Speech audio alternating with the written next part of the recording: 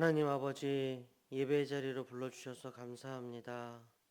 세상의 허탄한 소리가 아니라 주님의 음성을 청종하며 살아가는 우리가 되게 하여 주옵소서.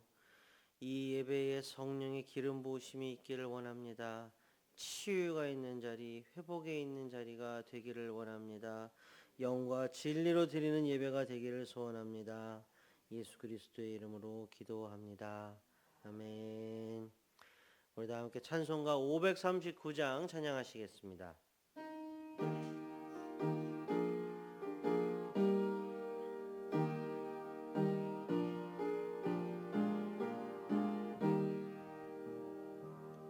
너 예수께 조용히 나가 내 모든 짐 내려놓고 주 십자가 사랑을 믿어 죄 사함을 너 받으라.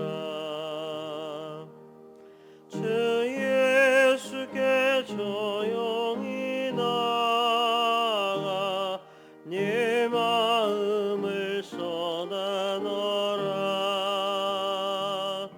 내는 미리 보시는 주님 큰 은혜를 베푸시리. 너 주님과 사귀어 살면 새 생명이 넘치리라.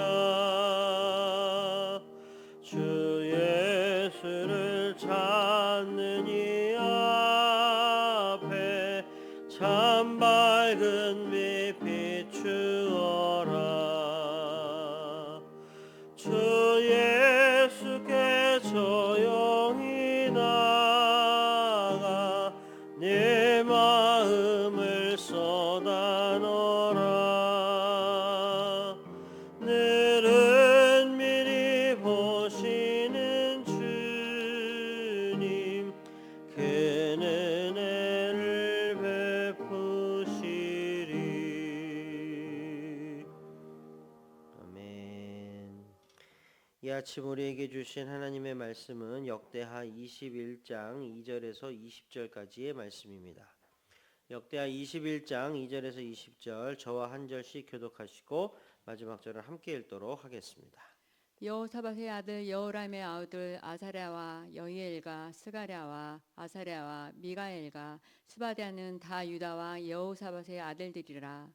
그의 아버지가 그들에게는 은금과 보물과 유다 견고한 성읍들을 선물로 호히 주었고 여호람은 장자이므로 왕위를 주었더니 여호람이 그의 아버지의 왕국을 다스리게 되어 세력을 얻은 후에 그의 모든 아우들과 이스라엘 방백들 중 몇 사람을 칼로 죽였더라. 여호람이 왕위에 오를 때의 나이가 32세라. 예루살렘에서 8년 동안 다스리니라. 그가 이스라엘 왕들의 길로 행하여 아합의 집과 같이 하였으니 이는 아합의 딸이 그의 아내가 되었음이라. 그가 여호와 보시기에 악을 행하였으나 여호와께서 다윗의 집을 멸하기를 즐겨하지 아니하셨음은 이전에 다윗과 더불어 언약을 세우시고 또 다윗과 그의 자손에게 항상 등불을 주겠다고 말씀하셨음이더라. 여호람 때 에돔이 배반하여 유다의 지배하에서 벗어나 자기 위에 왕을 세움으로 여호람이 지휘관들과 모든 병거를 거느리고 출정하였더니 밤에 일어나서 자기를 에워싼 에돔 사람과 그 병거의 지휘관들을 쳤더라. 이와 같이 에돔이 배반하여 유다의 지배하에서 벗어났더니 오늘까지 그러하였으며 그때 림나도 배반하여 여호람의 지배하에서 벗어났으니 이는 그가 그의 조상들의 하나님 여호와를 버렸음이더라. 여호람이 또 유다 여러 산에 산당을 세워 예루살렘 주민으로 음행하게 하고 또 유다를 미혹하게 하였으므로 선지자 엘리야가 여호람에게 글을 보내어 이르되 왕의 조상 다윗의 하나님 여호와께서 이같이 말씀하시기를 내가 내 아비 여호사밧의 길과 유다 왕 아사의 길로 행하지 아니하고 오직 이스라엘 왕들의 길로 행하여 유다와 예루살렘 주민들이 음행하게 하기를 아합의 집이 음행하듯 하며 또 네 아비 집에서 너보다 착한 아우들을 죽였으니 여호와가 내 백성과 내 자녀들과 내 아내들과 내 모든 재물을 큰 재앙으로 치시리라. 또 너는 창자의 중병이 들고 그 병이 날로 중하여 창자가 빠져나오리라 하셨다 하였더라.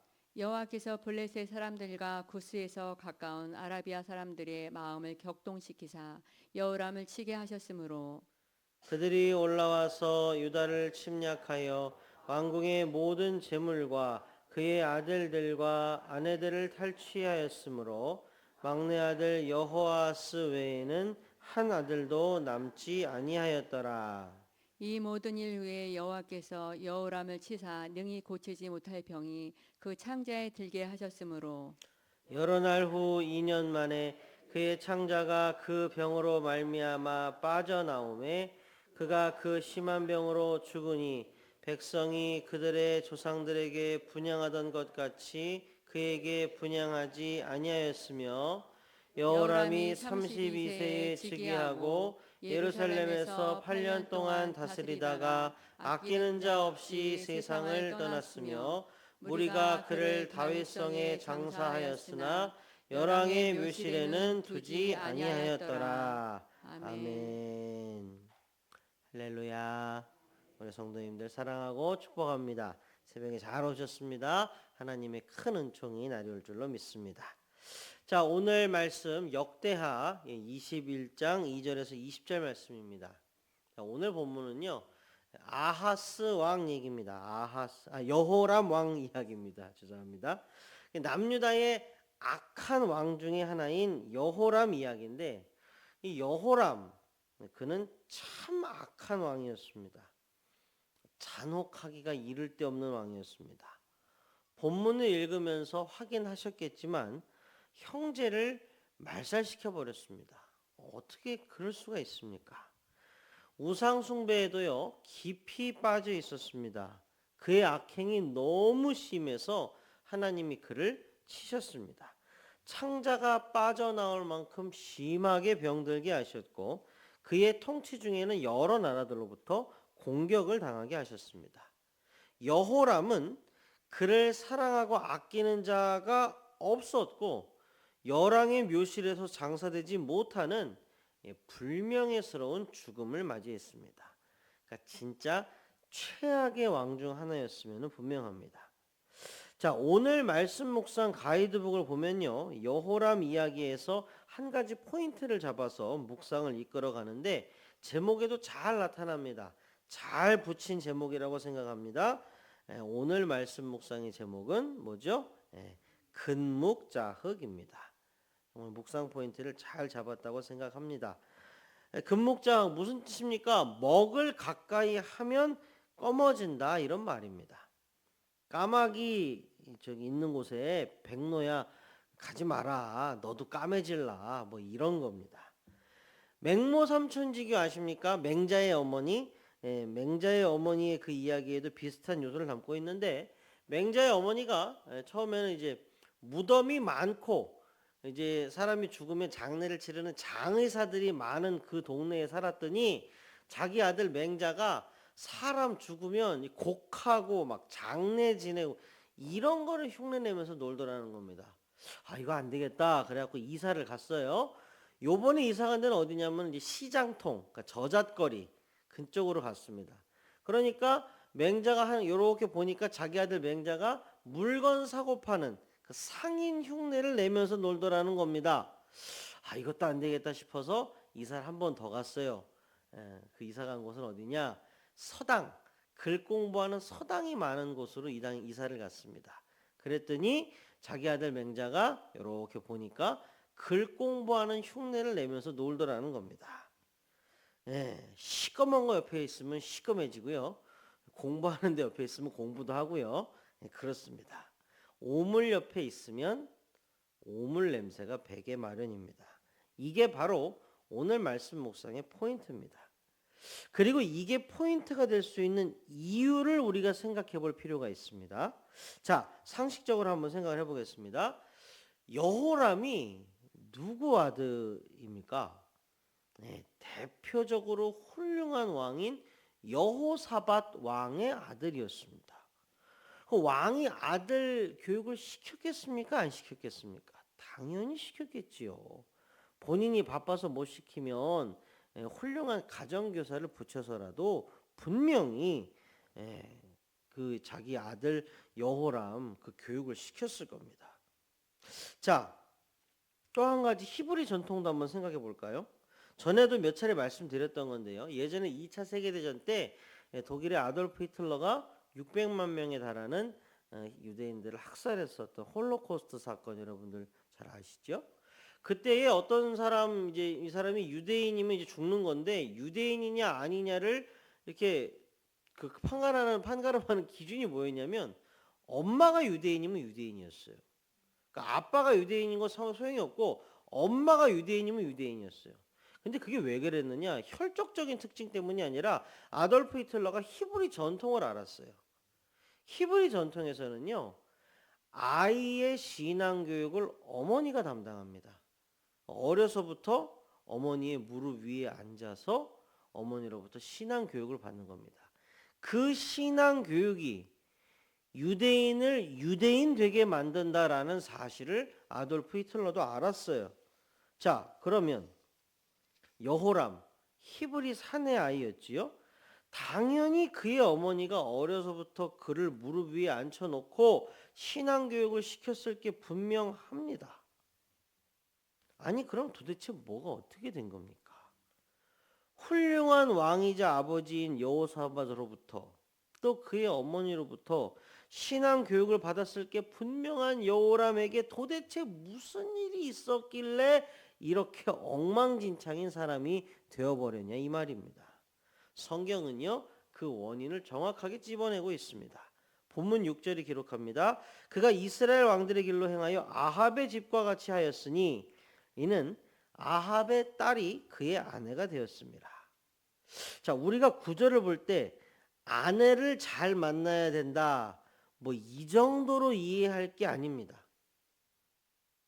자, 하나님이 가나안 땅으로 들어가기 전에 이방 여인을 아내로 맞이하는 것을 경계하셨습니까? 안 하셨습니까? 경계하셨어요. 아내를 잘 맞이해야 된다. 이런 차원의 이야기입니까? 아니요. 그보다 훨씬 더 깊이 있는 이야기입니다. 우리는 근본적인 메시지를 들어야 됩니다. 여러분, 아내는 남편에게, 남편은 아내에게 가장 가까운 사람입니다. 얼마나 가까운지 이불도 하나만 덮고 자라요. 그죠? 네. 그리고요, 부모와 자식 간에도 일촌이에요. 일촌. 근데 부부끼리는 촌수가 없어요. 그만큼 가깝습니다. 그러면 하나님께서 이방 여인을 아내로 맞이하지 말아라 라고 그렇게 경계하신 의도가 무엇이냐? 네. 우상 숭배를 조장할 수 있는 루트를 애초에 만들지 말아라 라는 거였습니다. 타락의 씨앗이 될 수 있는 것, 타락의 뿌리가 될 수 있는 것 자체를 처음부터 멀리하라는 겁니다. 여러분 잘 생각하셔야 돼요. 하나님은 이방 여인을 일률적으로 배제하신 게 아닙니다. 여러분 잘 아시죠? 모압 여인 룻은 엄연히 예수 그리스도의 가게에 들어왔습니다. 여리고의 기생 라합은 또 어떻습니까? 마찬가지이지요. 하나님은요 그냥 이방 여인하고 결혼하지 마라, 이방 여인이면 무조건 안 된다, 이 말씀을 하신 게 아니라 하나님을 잊어버리게 만드는, 하나님을 멀리하게 만드는 그 어떤 것도 간과해서는 안 된다, 미리 조심해라 라고 가르치신 겁니다. 장차 사람이 여호와 하나님의 왕 되심을 거부하고 사람 중에 왕을 세워달라 요구할 것을 미리 아시면서 왕이 되려는 자들에게 아내를 많이 두지 말아라, 은금 많이 두지 말아라, 군대를 많이 두지 말아라 말씀하신 것도 같은 맥락입니다. 성경은 이러한 하나님의 경계하심을 잘 나타내는 모티브를 하나 더 말해줍니다. 뭘까요? 바로 누룩입니다. 누룩. 누룩은요 적은 양이어도요 그게 가루 안에 침투하는 순간 그 영향력과 위력은 폭발적입니다. 제 아내가 요즘은 이제 육아한다고 이제 시간이 없고 여건이 안 돼갖고 못 하는데, 이제 아이가 없을 때는 제빵 하는 거를 좋아했어요. 제가 봐서 알아요. 요만큼 있는데 뭐 요만큼 집어넣어요. 그게 좀 뭐냐 이렇게 봤더니, 그리고서는 어느 정도 시간이 지나면 그걸로 뭐 이렇게 해줘야 된대요. 근데 잠깐 한눈을 팔고 왔더니 어떻게 되냐? 폭탄처럼 터질 수도 있어요. 이만해. 엄청나게 커집니다. 누룩이 그래요. 적은 양의 누룩이 들어가면 포대자루 안에 있는 가루를 전체를 부풀게 만들어 버립니다. 그러니까 애초에 가까이 둬서는 안 됩니다. 하나님은 그 이야기를 하셨던 거예요. 그리고 우리가 정신을 바짝 차려야 되는 게, 여러분 이거 잘 보셔야 됩니다. 여호람이 자기 발로 뚜벅뚜벅 걸어갖고 북이스라엘로 가갖고, 아 왕이시여, 당신 딸을 나한테 아내로 주십시오. 뭐 드라마 영화 찍나? 따님을 제게 주십시오. 뭐 이랬겠습니까? 아니에요. 그게 아니에요. 그럼 어떻게 된 거냐? 그 훌륭한 여호사밧 왕이 왕에게 가서 우리 사돈을 맺읍시다. 정략 결혼을 시킨 거예요. 사람의 꾀로. 그러니까 그렇게 훌륭한 여호사밧 왕도 이런 결과가 나올지 몰랐다는 겁니다. 그리고 우리가 말씀을 묵상하면서 깨달아야 돼요. 우리가 정신 바짝 차리지 않으면요, 언제 우리에게도 누룩이 묻고 언제 우리도 아합하고 사돈이 될지 모를 일입니다. 정신을 바짝 차려야 됩니다. 자, 오늘 본문에서 우리가 한 가지 또 또렷하게 들어야 될 메시지가 있습니다. 바로 우리의 언행 심사를 하나님이 모두 계수하신다는 사실입니다. 본문 12절부터 15절까지 기록된 엘리야의 경고 편지, 곧 하나님이 여호람에게 경고하신 말씀을 읽고 있느라면 소름이 돋습니다. 하나님이 다 지켜보신 겁니다. 여호람, 네가 선대의 좋은 왕 여호사밧이나 아사의 길로 행하지 않은 것 내가 다 보았다. 너를 비롯하여 유다와 예루살렘 주민들을 모두가 우상 숭배에 깊이 빠지게 하고 온갖 악행과 음행에 빠지게 한 것 내가 다 보았다. 너의 탐욕과 패역함으로 인하여 너보다 선한 너의 동생들을 다 죽인 것도 내가 다 보았다. 나 여호와가 다 보았다. 그에 대한 보응으로 너를 칠 것이다. 너와 네 백성과 네 자녀들과 네 아내들과 너의 모든 소유에 재앙이 임할 것이다. 너는 창자가 빠져나오는 심각한 병에 걸릴 것이다. 여러분 어떻습니까? 진짜 소름 돋는 경고이지요. 자, 근데 여기서 또 우리가 또 정신 바짝 차려야 될 게 하나 더 있습니다. 우리가요, 말씀을 묵상하면서 종종 우리도 모르게 보이는 반응이 있어요. 뭐냐면 하나님의 말씀에 기록된 그 복에는요, 가까이 가고 바라고 원하는데요, 정작 성경에 기록된 징벌은 자신과 상관이 없다고 느낄 때가 종종 있습니다. 하나님은요, 완벽하게 공의로우신 하나님이십니다. 그 위대한 다윗 왕도 실수했을 때, 범죄했을 때, 하나님으로부터 멀어지고 하나님의 마음에 합하지 않았을 때 하나님은 호되게 회초리를 치셨습니다. 여러분 마찬가지입니다. 우리 모두에게 동일합니다. 사랑하는 성도 여러분, 꼭 기억해 주십시오. 하나님은 작은 자의 선행 하나하나 다 계수하십니다. 또한 하나님은 자신의 악행을 가릴 수 있다고 생각하는 강한 자의 악행 하나하나도 다 계수하십니다. 다니엘서에 기록된 내용이지요. 바벨론의 벨사살 왕, 한 손이 나타나서 벽에 쓴 글을 보았던 그 사건 여러분 기억하시지요? 벽에 뭐라고 썼습니까? 메네메네 데겔 오바르신이라고 쓰여 있었습니다. 왕을 저울에 달아보니 부족함이 보였다. 그래서 왕의 나라가 나뉘어질 것이다. 아니 누가 그 대단한 바벨론의 벨사살 왕을 저울에 답니까? 만군의 여호와 하나님은 저울에 다실 수 있습니다. 우리의 언행 심사는 단 하나도 빼놓지 않고 모두 하나님의 저울에 달립니다. 우리가 근신하고 깨어 있어야 하는 이유가 여기에 있습니다. 우리의 대적 마귀 사탄은 우는 사자와 같이 두루다니며 삼킬 자를 찾습니다. 정신을 바짝 차리지 않으면 자기도 모르는 사이에 아합과 사돈이 될지 모르고, 정신 바짝 차리지 않으면 자기도 모르는 사이에 아합의 딸과 결혼할지도 모르고, 정신 바짝 차리지 않으면 자기도 모르는 사이에 하나님의 진노를 살 언행을 하고도 아무 일 없는 듯 착각하며 살 수도 있는 일입니다. 말씀을 맺겠습니다. 자, 근묵자흑, 먹을 가까이 하면 검어진다고 그러네요. 그러면 환한 빛을 가까이 하면 어떻게 될까요? 눈도 환해지고 영도 환해지고 하얘지겠죠. 그죠? 주님의 말씀은 내 발의 등이요 뭐죠? 내 길의 빛이니이다. 아멘.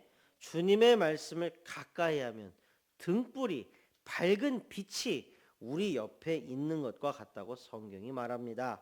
우리는 그렇게 했으면 좋겠습니다. 성령님은 빛의 영이십니다. 빛이 비추이면 감추인 것이 드러나고 우리 자신의 모습을 알게 되며 돌이킬 수 있습니다. 주님의 말씀을, 성령님의 임재를 날마다 가까이 하고 사모하는 우리 빛과 소금 가족 다 되시기를 주님의 이름으로 축복합니다. 다 함께 기도하시겠습니다. 하나님 아버지 감사합니다. 오늘 우리에게 말씀 주셔서 우리를 다시 깨워주시니 감사합니다. 주님, 주님의 말씀 청종하며 살아가기를 원합니다. 주님의 말씀으로 우리를 비추어 주옵소서. 성령 하나님, 우리를 비추어 주옵소서. 우리의 모습을 밝히 드러내 주시고 혹여 부족하거나 잘못한 것이 있다면 철저히 회개하며 하나님 앞에서 온전하게 살아가는 우리 모두 다 되게 하여 주시옵소서. 우리의 언행심사가 모두 하나님의 저울에 달린다는 것을 항상 기억하고 언행을 말씀처럼, 생각을 기도처럼, 생활을 예배처럼 그렇게 하는 우리 모두 다 되게 하여 주시옵소서.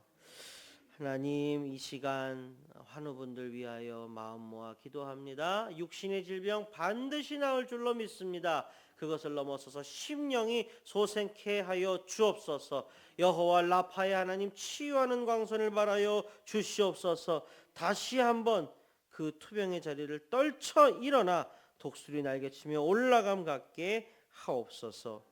하나님, 우리 빛과 소금교회 사랑해 주셔서 감사합니다. 마지막 때에 마음껏 사용하여 주시옵소서. 우리 교회에서 이루어지고 있는 모든 사역들이 정말로 사람의 일이 아니라 성령 하나님께서 역사하시는 사건이 되게 하여 주시옵소서. 모든 부서와 모든 예배와 모든 사역 가운데 성령의 기름 부으심이 있기를 간절히 소원합니다. 주여 도와 주시옵소서.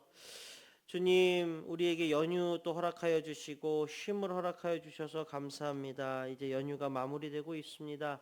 하나님, 우리 모든 성도님들 정말로 영육간에 강건하게 하여 주시고 그 가정이 평온케 형통케 하여 주시옵소서. 일상으로 돌아와서 다시 한번 빛과 소금의 자녀로 이 땅 가운데에서 살아가게 하옵소서. 주님의 눈과 마음이 언제나 우리와 함께 하시기를 간절히 소원하며 예수 그리스도의 이름으로 기도합니다. 아멘.